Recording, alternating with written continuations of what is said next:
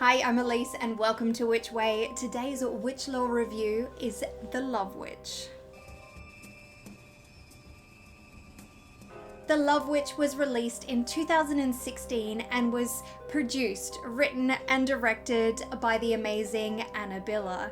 It stars Samantha Robinson as Elaine, Laura Waddell as Trish, and Guyan Keys as Griff Meadows. Our story follows Elaine, who has left behind her old life and dead ex-husband.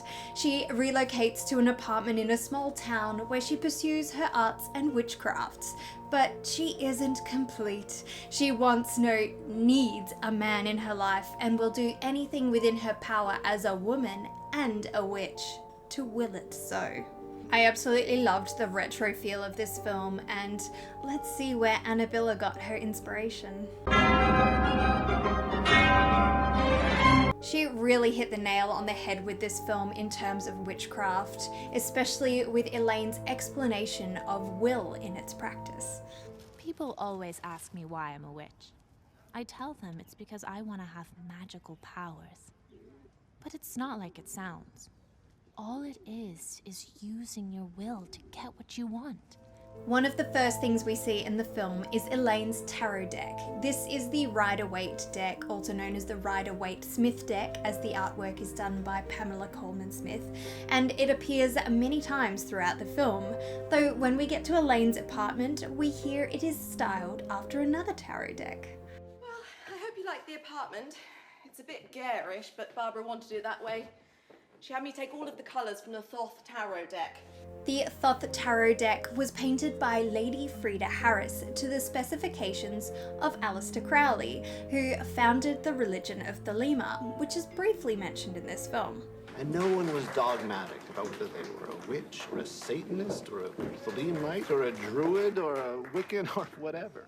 And we see the names of the god and goddess of Thelema, Hadit and Nuit, on Elaine's amazing rug, which was made by Biller. Crowley's influence can again be seen in Elaine's spellbook, also made by Biller, and it has an excerpt of Crowley's Liber Alvergellis, or Book of Law. Crowley also had a big influence on the writings of Gerald Gardner, aka the grandfather of Wicca.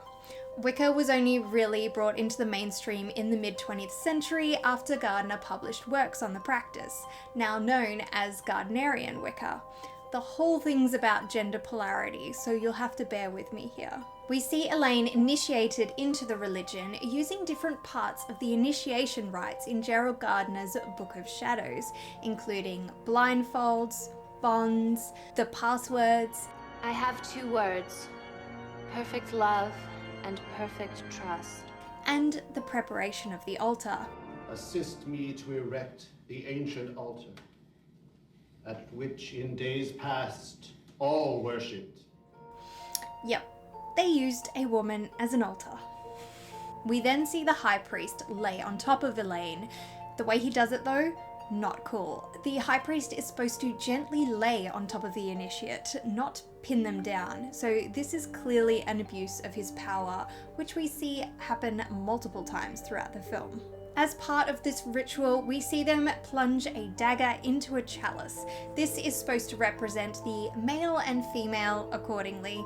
This was actually done during wine blessings, and cakes and wine are apparently a big part of Wicca, as in almost every ritual it states cakes and wine to follow, as we see in yet another Wiccan ritual in the film. The high priest dons the horns representing the god, and the high priestess represents the goddess, and together they lead the ritual. Again, using actual recitations from parts of the Book of Shadows, including part of the Charge of the Goddess. Whenever ye have need of anything, then ye shall assemble in some secret place and adore me, who am queen of all witches. There shall ye assemble, ye who are fain to learn all sorcery. This, like many of the compositions in the Book of Shadows, was actually contributed by Doreen Valiente. Next up, we hear a recitation of the Witch's Chant. Iko, Iko, Azara. Iko, Iko, Somala. It's also known as the Eco chant and includes part of the Bagabi incantation, which I mentioned in my American Horror Story Coven witch lore review. During these rituals, there is a lot of kissing, and many people prefer to perform them skyclad. It's not supposed to be a sexual thing unless it's that kind of coven. They all rely on perfect love and perfect trust, though there are always those out there who betray trust, like the creepy high priest. Later, we see him with the high priestess discussing female sexuality with a pair of their students, Star and Moon. Aren't they cute? This part was actually inspired by the words from Anton LaVey in his works such as the Satanic Bible. When the high priest says them, they sound kind of creepy.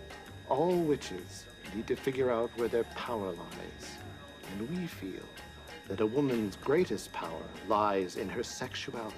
But when the high priestess says them, they're almost empowering. The whole history of witchcraft is interwoven with the fear of female sexuality. They burned us at the stake because they feared the erotic feelings we elicited in them. Later, they used marriage to hold us in bondage. Elaine certainly seems empowered by these words, but apparently thinks she is nothing until she can find someone to love her, so continues working towards finding her true love by practicing love magic.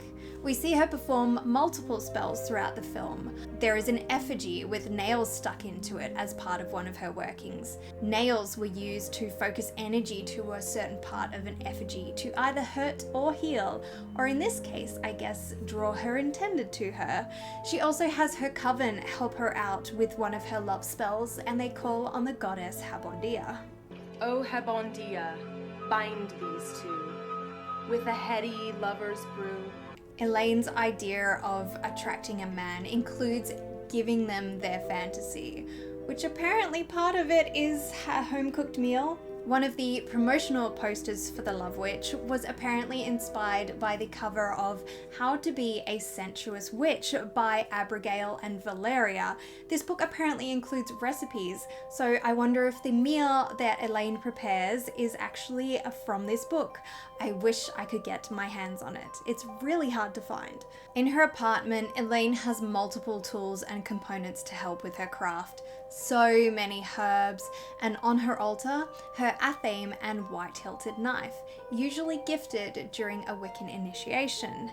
But she isn't defenseless without these. She also makes use of things around her when she is out and about, such as rosemary, nails, urine, and menstrual blood. Why does she need these things? She's making a witch's bottle. Historically, they were used to ward off evil or even malevolent witchcraft, and were buried under the property of the afflicted. They indeed used urine and herbs and nails, and Elaine includes the use of menstrual blood, as apparently in some spells it helps ward off negativity. Detective Meadows discovers this bottle at a grave, and so proceeds to the local metaphysical store for more information. Moonrise Herbs. This store actually exists. In the film, Elaine is seen selling homemade candles, spell bags, and witch bottles. Don't worry, urine can be substituted with wine. The detective also consults a professor of the occult. I love this guy's office. He mentions some of the witches' Sabbats and has possibly the Varkus Rex angel sigil on his wall, along with a woodcut of Witches Summoning Rain from Ulrich Molitor's Of Witches and Diviner Women, and we get a nice close-up of an image from the Guiberg Mass by Henry de Marville, which is a whole thing that I won't get into right now. The professor also describes some images from a book. Here, the members of a coven kiss the devils behind in a mockery of Christian rituals. Here, a satanic cult sacrifices a child. These come from the Compendium Maleficarum by Francesco Guazzo, which states that witches would anoint themselves with an unguent made from, quote, murdered children to then fly to a sabbat. Elaine also has her own flying ointment, which hopefully includes the ingredients stated in other sources, such as hallucinogenic herbs, which allow a witch to fly in a more spiritual way. And of course, what is a witch without her cat? Depressed, apparently. I've been so depressed since my cat died. His name was Grey Malkin. A Greymalkin or Grimalkin was a fairy cat from folklore which eventually became associated with witches. Shakespeare's Weird Sisters had a Grimalkin lurking around in the play Macbeth, which was written during the reign of King James I, whose translation of the Bible led to many a witch hunt. Thou shalt not suffer a witch to live.